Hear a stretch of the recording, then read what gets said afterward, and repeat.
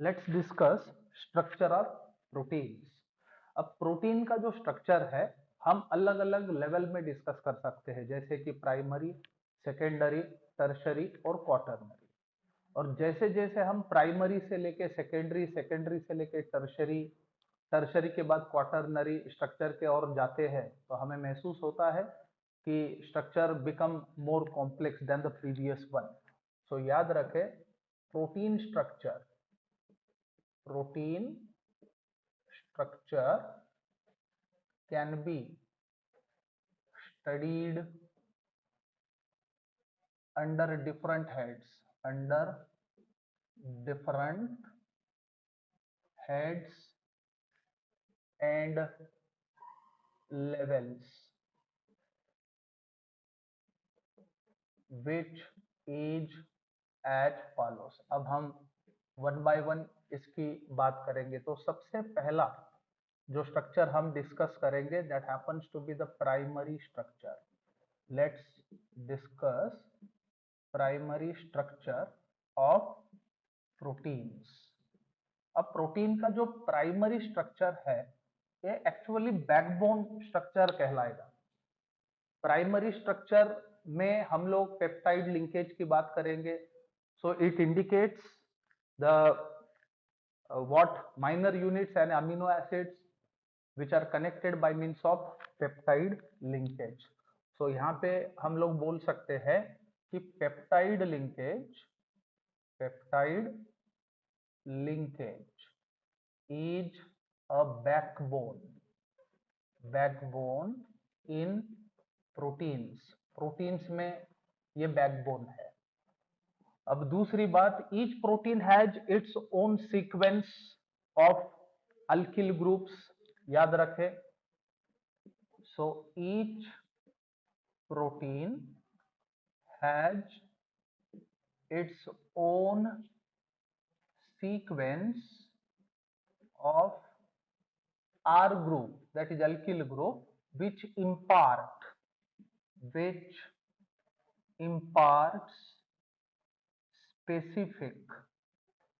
specific property, यानी उसके वजह से स्पेसिफिक प्रॉपर्टी होती है। अब उसमें अगर कोई बदलाव आता है तो definitely that will lead to the change of the protein. अब हमें समझना होगा कि primary structure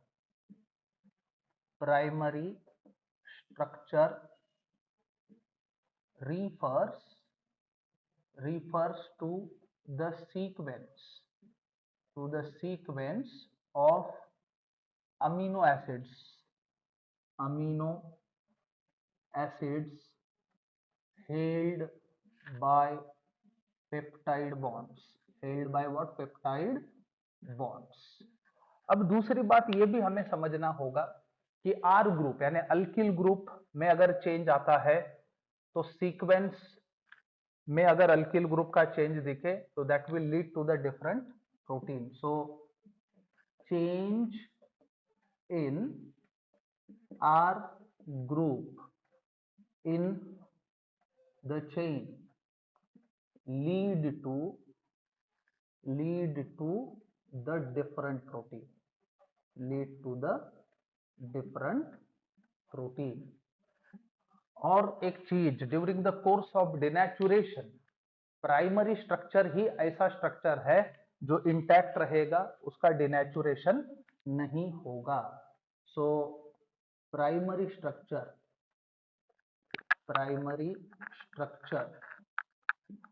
of proteins cannot be denatured, ये चीज हमें याद रखना होगा। So it was all about the what primary structure of the protein। Let's discuss secondary structure of proteins. अब प्राइमरी स्ट्रक्चर के मुकाबले सेकेंडरी स्ट्रक्चर जो होता है वो ज्यादा कॉम्प्लिकेटेड होता है। अब याद रखिए, पॉलीपेप्टाइड चेन्स जो है those are the result of hydrogen bonds between CO and NH groups of the peptide bond. अब ये चीज एक्सप्लेन करने का काम, यानी इस चीज का एविडेंस जो है वो सेकेंडरी स्ट्रक्चर होता है, याद रखे। So what we are going to discuss right here, the polypeptide chains are result of hydrogen bonds between CO and NH groups of peptide bond is evident from the secondary structure of proteins। अब इस चीज से secondary structure जो है, यानी वो इस चीज का, इस बात का एविडेंस है जो हमें इससे पता चलता है। अब याद रखें, सेकेंडरी जो स्ट्रक्चर्स है वो हम दो फॉर्म में एक्सप्लेन कर सकते हैं, याद रखें। So secondary structure can be explained in two forms as। अब इसमें सबसे पहला जो फॉर्म होता है, that happens to be alpha helix structure. अब देखिए ये अल्फा हेलिक्स स्ट्रक्चर क्या चीज है। इस स्ट्रक्चर में पॉलीपेप्टाइड चेन जो है वो राइट हैंडेड कॉइलिंग फॉर्म करता है, यानी राइट हैंडेड हिलिक्स बनाएगा। इसमें इंट्रामोलिक्यूलर हाइड्रोजन बॉन्डिंग प्रेजेंट होती है, यानी एक ही पॉलीपेप्टाइड चेन के जो पोलर ग्रुप्स है उनके बीच हाइड्रोजन बॉन्डिंग देखने को मिलेगी। सो what happens in alpha helix, in this structure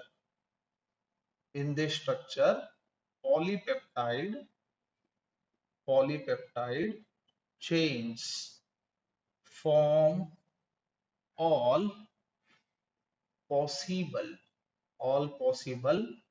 hydrogen bonds by twisting, ये इंपॉर्टेंट चीज है, by twisting into right handed helix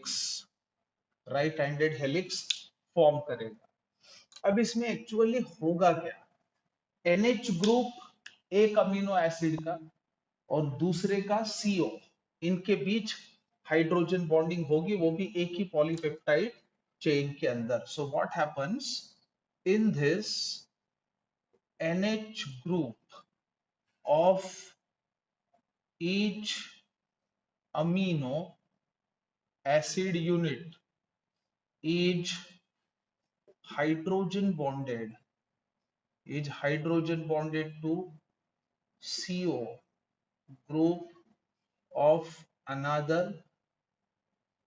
amino acid unit। ये चीज याद रखें। and that to present at adjacent turn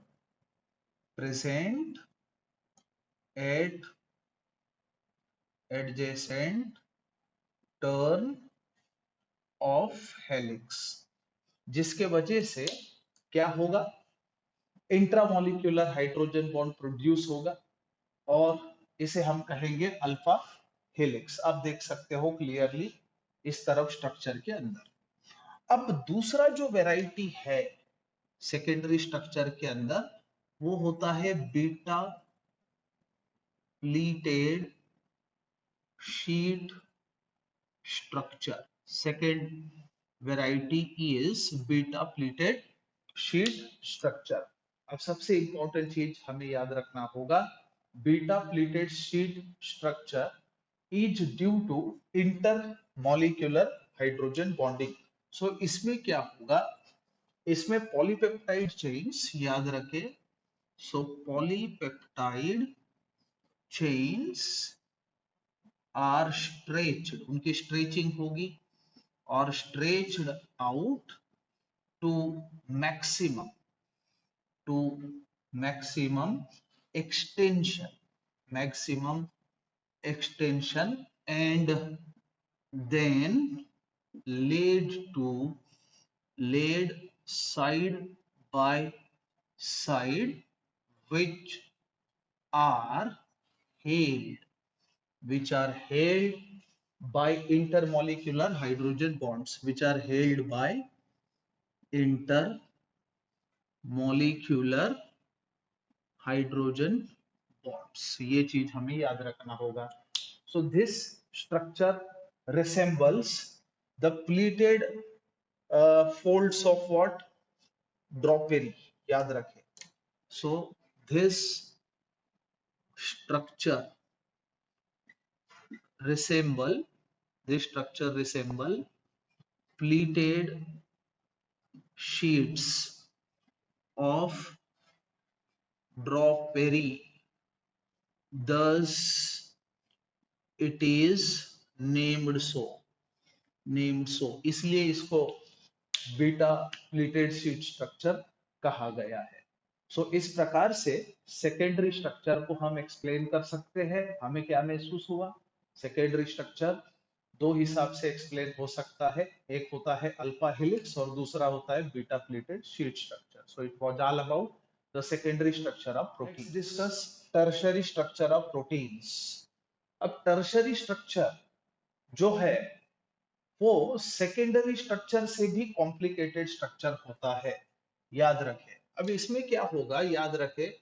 सो जब फिर से फोल्डिंग होगा सेकेंडरी स्ट्रक्चर का, फर्दर जो एडवांस्ड स्टेज होगा, further folding of secondary structure give rise to this structure. So what happens? So folding of secondary structure is known as tertiary structure, यानी secondary structure की जो folding होगी फिर से, उसे टर्शियरी स्ट्रक्चर कहा जाएगा। अब यहाँ पे एक चीज याद रखें, इस स्ट्रक्चर के वजह से क्या होता है, it gives two major molecular shapes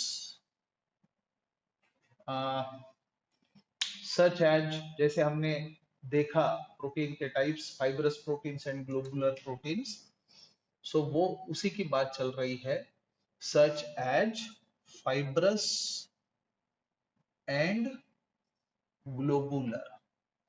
सो ये जो शेप्स है ये टर्शियरी स्ट्रक्चर के वजह से प्रोटीन को आता है। अब इसमें हमें देखना होगा कि कौन से फोर्सेस है जो इन स्ट्रक्चर को स्टेबलाइज करते हैं, याद रखना। So the forces which stabilize secondary and tertiary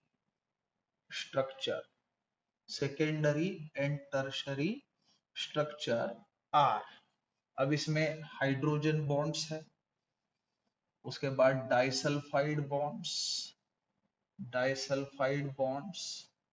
उसके बाद वांडरवाल्स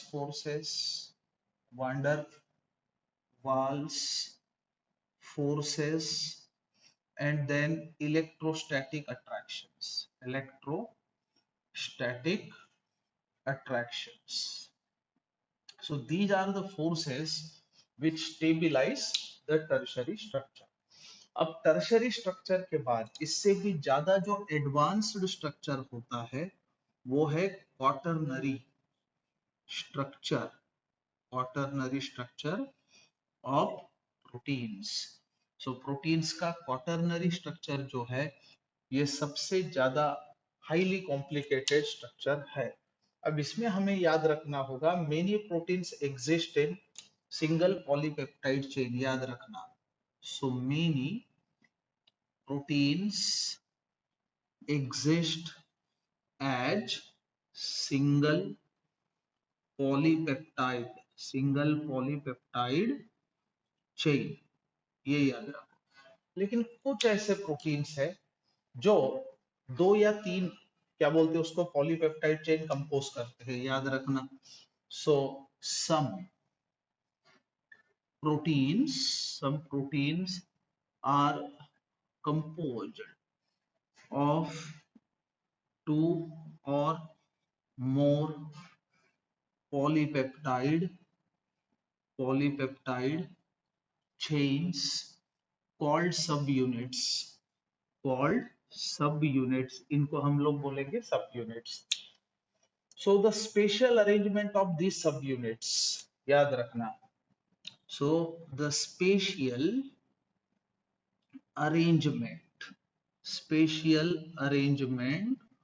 of these subunits with respect to each other, with respect to each other is known as quaternary structure of proteins. So it was all about tertiary and quaternary structure of proteins. So यहाँ पे हमने primary, secondary, tertiary और quaternary सभी किस्म के structures protein के explain किए हैं. So it was all about the structure of proteins.